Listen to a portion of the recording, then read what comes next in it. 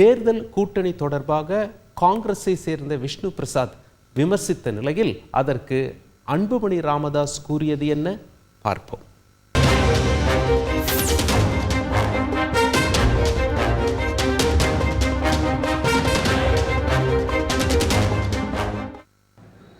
என்னுடைய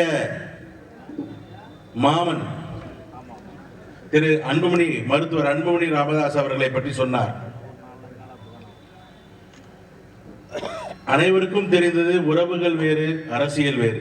தர்மத்திற்கும் அதர்மத்திற்கும் நடந்த போரினால் இறுதியிலே தர்மம் தான் வென்றது. அதுதான் பாண்டவர்களுடைய வியூகம், இது பாண்டவருடைய களம், இது பாண்டவர்களுடைய அணி என்பதை நீங்கள் தெரிந்து கொள்ள வேண்டும். நீங்கள் தனியாக கூட நின்றிருக்கலாம், ஆனால் இந்த மோடியோடு கூட்டணி வைக்கும் பொழுது உங்களை பற்றி நாங்கள் என்ன சொல்லுவது? வேறு வழியே இல்லை என்று சொன்னவுடன் எதிரே நிற்பவர் மாமனாக இருந்தாலும் மச்சானாக இருந்தாலும் குறி தவறாமல் சுடு என்று அர்ஜுனனை பார்த்து சொன்னவர் யார்? விஷ்ணு பிரசாத். ஆமா, என்னுடைய மைத்துனர். ஆனா டெபாசிட் எவ்வளவு?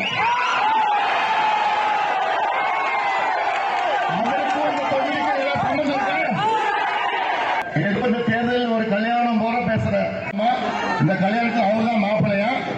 ஆனா சட்டை போட்டுக்கிற சட்ட அமைச்சர் தான். புரியல. நம்ம மாப்பிள்ளை இருக்கிறார். விஷ்ணு பிரசாத் கல்யாண மண்டபம் மாறி வந்துட்டார்.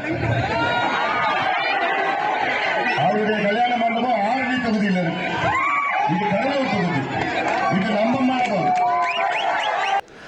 என்னமோ சொல்றாங்க கிராமத்தில் தெரியாம குசூசன் அவருக்கு இவருக்கு